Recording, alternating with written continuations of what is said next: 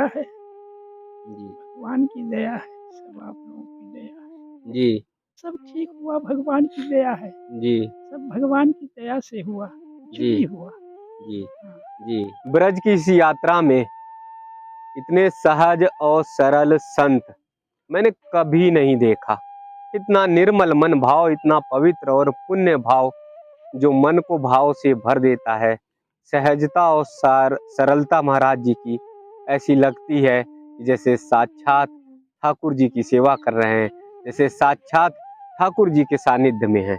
एक बार फिर वही नमक रोटी वाले बाबा जी के पास आए हैं, उनके दर्शन कराने के लिए आए हैं।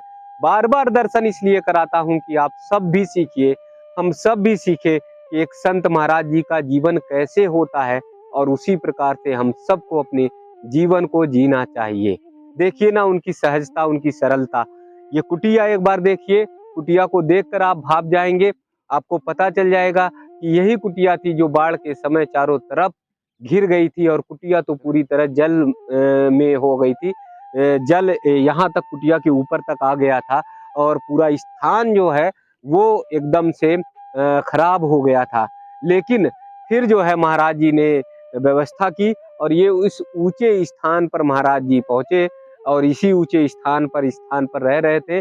और जब एकदम सारी उम्मीदें सभी की टूट गई, सारे भक्तगण की उम्मीदें टूट गई कि बस अब जल आने वाला है, अब जल आने वाला है, यमुना जी आने वाली हैं, महाराज जी से कहा गया कि आप यहाँ से अब हट जाओ, नहीं तो हो सकता है कि यमुना जी कहीं बहा ले जाएं। तो महाराज जी का दृढ़ संकल्प देखिए, दृढ़ विश्वास देखिए, यमुना मैया के प्रति उनका समर्पण और भाव देखिए। बोले कि नहीं, यमुना मैया स्पर्श कराने के लिए आई हैं, यहाँ स्पर्श करेंगे और फिर मैया वापस लौट जाएंगी। और वैसा ही हुआ। महाराज जी को एक दिन यमुना मैया स्पर्श की और उसके बाद चली गई। ये कोई साधारण संत नहीं है।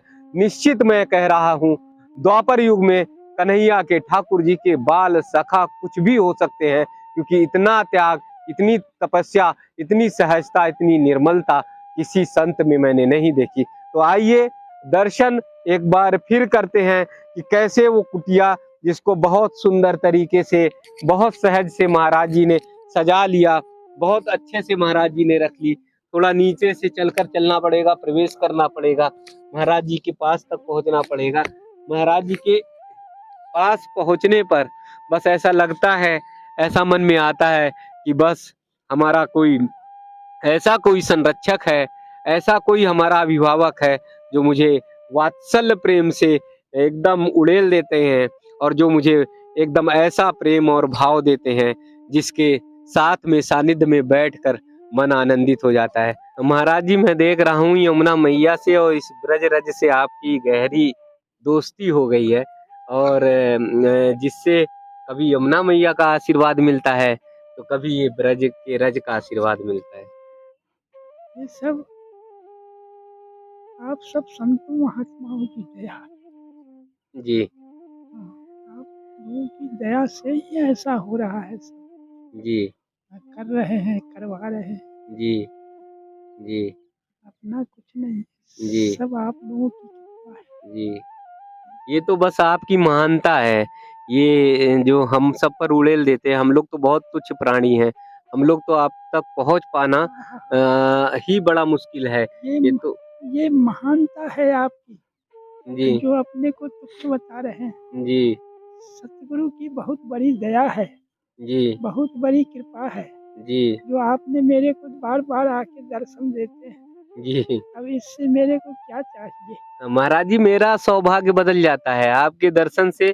मेरा जो है पुण्य जो है और अच्छा हो जाता है।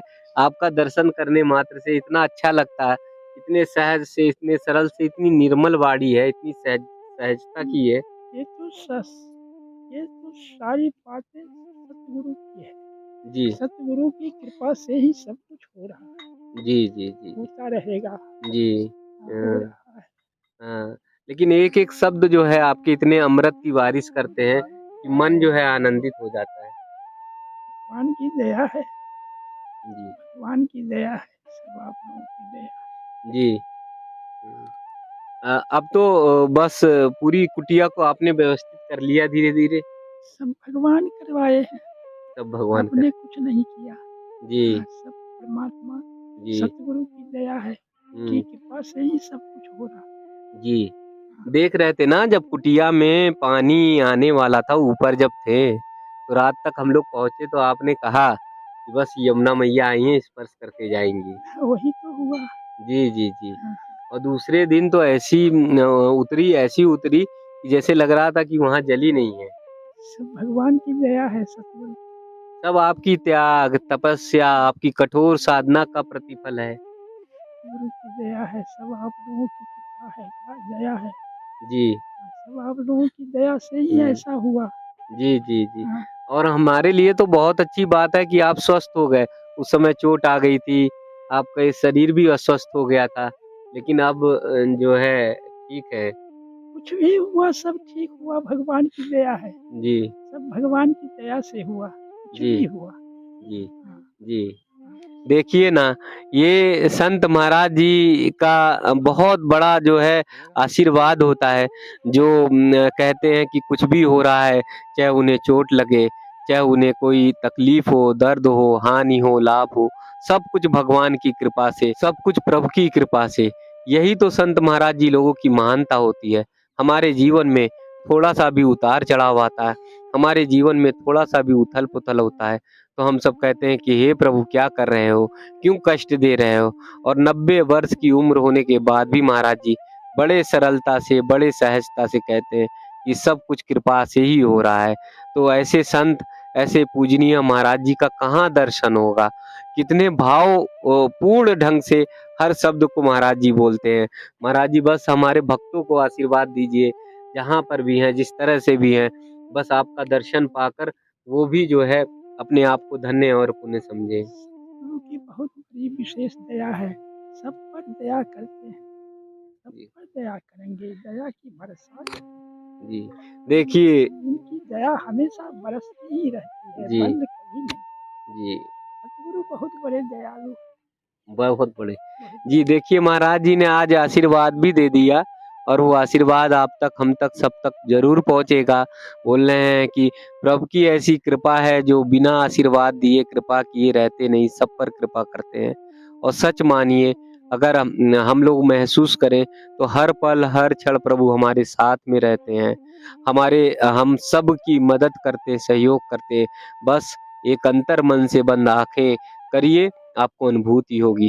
देखिए महाराज जी जब 90 वर्ष की उम्र में, अवस्था में, इतने घोर चारों तरफ से घिरे हुए थे यमुना मैया से, और बड़े ही सहज और सरल तरीके से निकल आए। तो हम कितने भी भवसागर में फंसे हों, अगर सच्चे मन से भक्ति करते हैं, सच्चे मन से ठाकुर जी को मानते, कन्हैया को मानते हैं, राधा रानी को, तो भवसागर से जरूर निकलेंगे।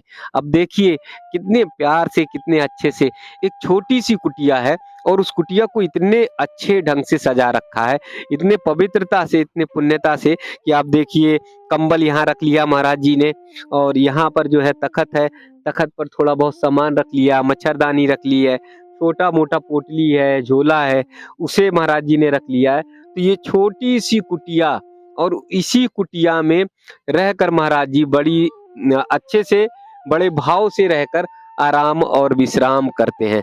अगर हम सब के जीवन में थोड़ा सा भी कमी हो जाए, तो हम सब भगवान से कहते हैं कि भगवान हमारे पास साधन नहीं है, हमारे पास सुविधाएं नहीं है। भगवान से हम ये कहने लगते हैं कि हे प्रभु, हमें धन दौलत ऐश्वर्य और घर और मकान से सब कुछ परिपूर्ण कर दीजिए। लेकिन महाराज जी कितने आनंद में रह रहे हैं। तो ये संत महाराज, हमारे ऋषिगण, साधु महात्मा, सब हमें बताते हैं, हमें अपने जीवन जीने की कला के बारे में बताते हैं कि हमको अपना जीवन कैसे जीना चाहिए, यानी समभाव रखना चाहिए। चाहे कोई भी उतार चढ़ाव जीवन में आए, चाहे जीवन में थोड़ा बहुत उथल पथल आए, उस सब में समभाव रखते हुए बस बोलना चाहिए कि प्रभु आपकी ही कृपा है। फिर एक बार कहेंगे कि भारत वर्ष की धरती पुण्य है, पवित्र है, और बहुत ही गौरवशाली हैं हम सब, बहुत ही सौभाग्यशाली हैं हम कि ब्रजधाम में हमें राधा रानी और ठाकुर जी का सौभाग्य यानी आशीर्वाद और भक्ति मिली हुई है। और सबसे अच्छी बात है, ऐसे निर्मल और पवित्र संतों का आशीर्वाद मिल रहा है, जो संत बहुत दुर्लभ हैं, जिनका दर्शन बहुत दुर्लभ है, जिनका एक एक पल अगर हम सबको मिल जाए तो हम सबका जीवन धन्य हो जाएगा। हम सबके जीवन में एक ऐसा नया मार्ग मिलेगा, एक ऐसा सकारात्मक जीवन हम सब जी पाएंगे जो हमारी अनुकूलता के रूप में रहेगा, जो हम सबके परिवार और लोक कल्याण के लिए सहज और सरल होगा। तो आइए एक बार फिर पावन पवित्र कुटिया के साथ पूजनीय महाराज जी का दर्शन करिए, मन को आनंदित करिए और देखिए यमुना मैया के साथ महाराज जी का भावपूर्ण दर्शन।